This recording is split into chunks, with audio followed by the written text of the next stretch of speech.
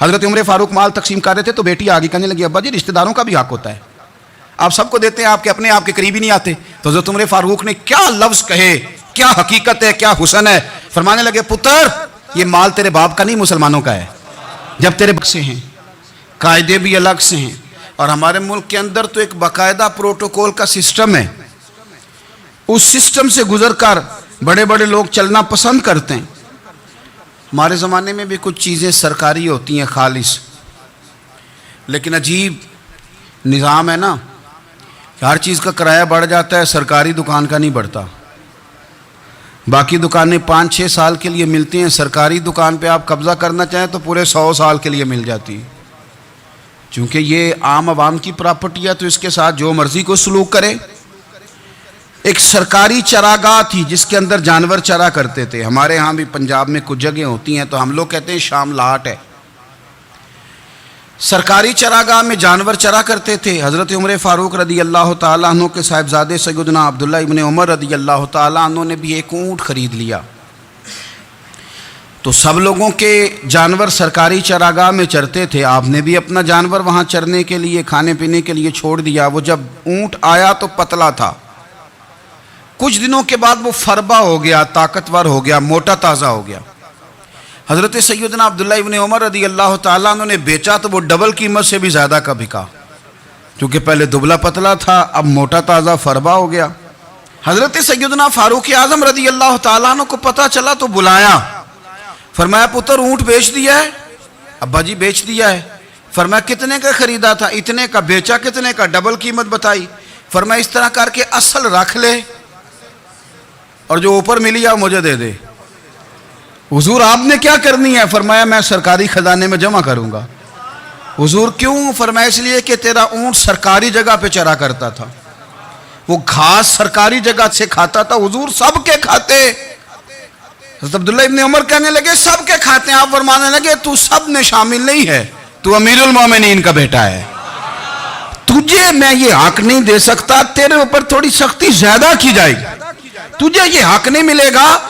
تو اپنے اونٹ کو چونکہ سرکاری چراگاہ میں چرایا کرتا تھا, لہذا تجھے وہ جو اصل رقم یہاں جمع کرانی پڑے گی. ہمارے تو بچے پہلی بات تو یہ ہے کہ بات ہی نہیں سنتے. یہ سب کے بچوں کی بات کر رہا ہوں, وہ ٹیچر کے بچے ہوں, سیٹھ کے بچے ہوں, پیر کے بچے ہوں, امام صاحب کے بچے ہوں, کسی کے بچے ہوں, پہلے تو سنتے نہیں. اور اللہ خیر کرے اگر آپ کوئی سنانا چاہیں تو فوری طور پر وہ ہوم منسٹری کے پاس پہنچ جاتے ہیں, ان کی اماں ان کی وکیل بن جاتی, آپ کہہ ہی کچھ نہیں سکتے. حالات رخ بدل جاتے. اس کا نقصان یہ ہوتا ہے کہ ان کو تراشا نہیں جا سکتا, ان کو ہیرے نہیں بنایا جا سکتا, ان کے اوپر کچھ ایسی میل کچیل چڑھ جاتی ہے جو بڑی عجیب و غریب ہوتی. اور کچھ لوگ ایسے ہوتے ہیں جو خرابی کرنے میں بھی اپنا کردار ادا کرتے ہیں, خرابی کرنے میں. اور بڑے لوگوں سے منسلک ہونے کے لیے لوگ رستے تلاش کرتے ہیں, رستے. میں چونکہ چیزوں کا مطالعہ کرنے کا بڑا شوقین ہوں, تو میری والدہ داخل تھیں کئی سال پہلے ہسپتال میں, تو مجھے اس ہسپتال میں کچھ دن رہنا پڑا. ایک پرائیویٹ ہاسپٹل تھا, تو اس میں انہوں نے جگہ جگہ لکھ کے لگایا تھا ملازمین کو بخشیش نہ دیں, ہم ان کو بڑی اچھی معقول تنخواہ دیتے ہیں, سیلری بڑی عمدہ ہے, تو لوگ بخشیش نہ دیں.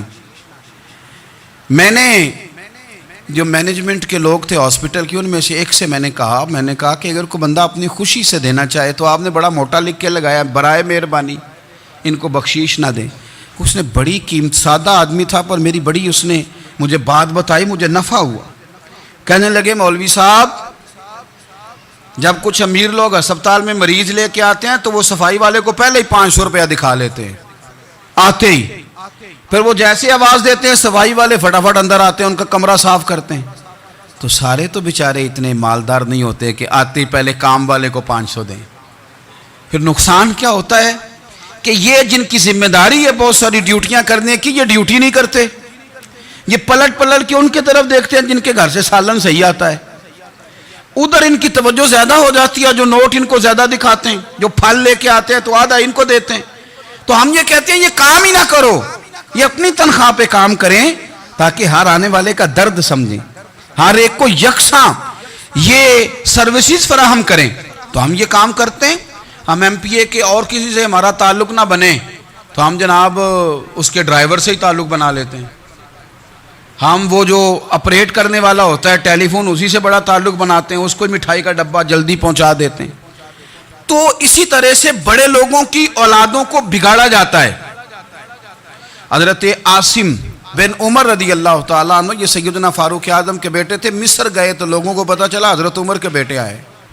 لوگوں نے تحفے دیے، بڑی بڑی چیزیں آپ کو دی. حضرت عمر کا بیٹا آیا، بڑے گفٹ دیے. تو صاحبزادے واپس آئے تو ان کے پاس بڑے تحائف تھے.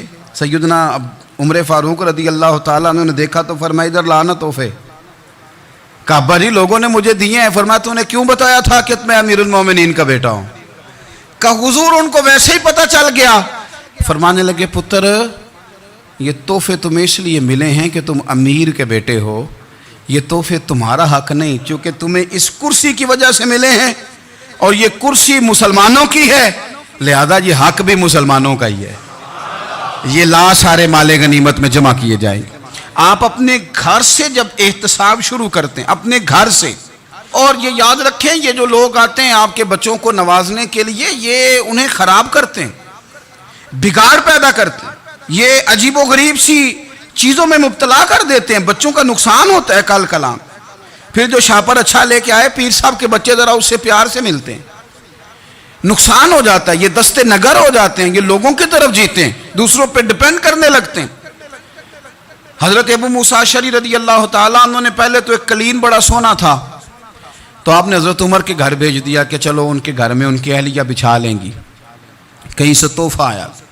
پھر وہ جس کمرے میں مال غنیمت اور خزانہ رکھا جاتا تھا اس کی صفائی کر رہے تھے تو ایک دینار مل گیا.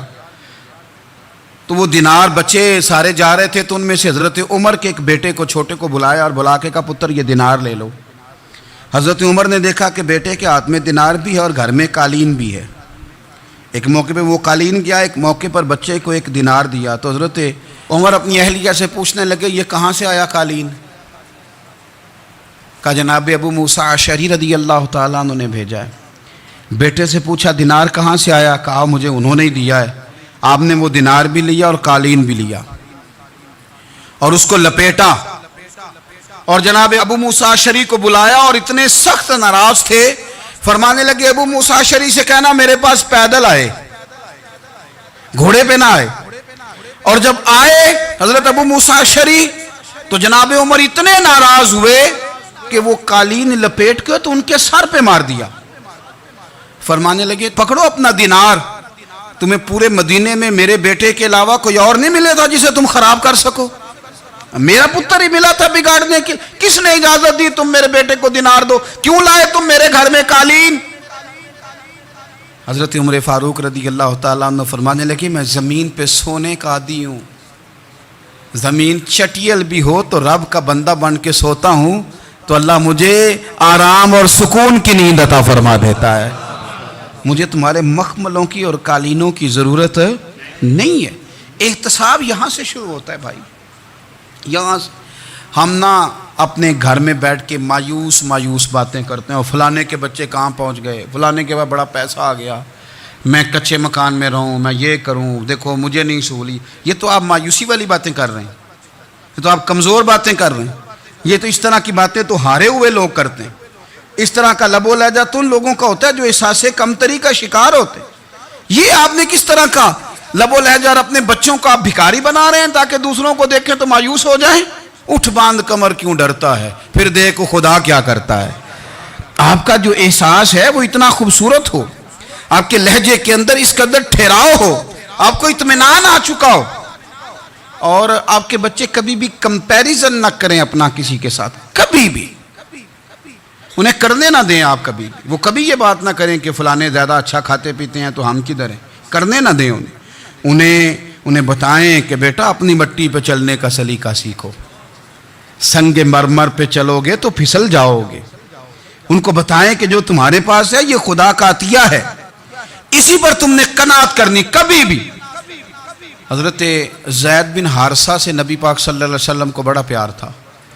پھر ان کے بیٹے حضور کے غلام زادے حضرت اسامہ بن زید کے ساتھ بھی حضور بڑا پیار کرتے.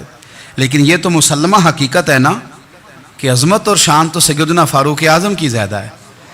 امت کا اتفاق ہے کہ نبیوں کے بعد سب سے بڑا درجہ جناب صدیق اکبر کا اور پھر اللہ نے مقام عطا کیا حضرت فاروق اعظم کو.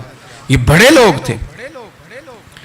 ایک دفعہ مال تقسیم ہو رہا تھا تو حضرت عمر رضی اللہ تعالیٰ عنہ نے نا حضرت اسامہ بن زید کو 4000 دینار دیے اور اپنے بیٹے عبداللہ ابن عمر کو 3000 دینار دیے. تو حضرت عبداللہ ابن عمر گھر جا کے کہنے لگے ابا جی اسامہ میں وہ کون سی خوبی ہے جو میرے اندر نہیں, اور اسامہ کے باپ میں وہ کون سی خوبی ہے جو آپ کے اندر نہیں. تو حضرت عمر کی عاجزی دیکھیے, حالانکہ بالاتفاق دنیا جانتی ہے کہ جناب عمر فاروق رضی اللہ تعالیٰ عنہ افضل ہیں, پھر بھی پتہ اپنے بیٹے سے کیا کہتے ہیں, فرماتے ہیں وہ سن یار وہ خدمت گزار ہیں نبی پاک کے, وہ بھی حضور کے گھر میں ڈیوٹی کرتے نوکری کرتے اور ان کے بیٹے بھی حضور کی نوکری کرتے, یہ خدمت گزار ہیں.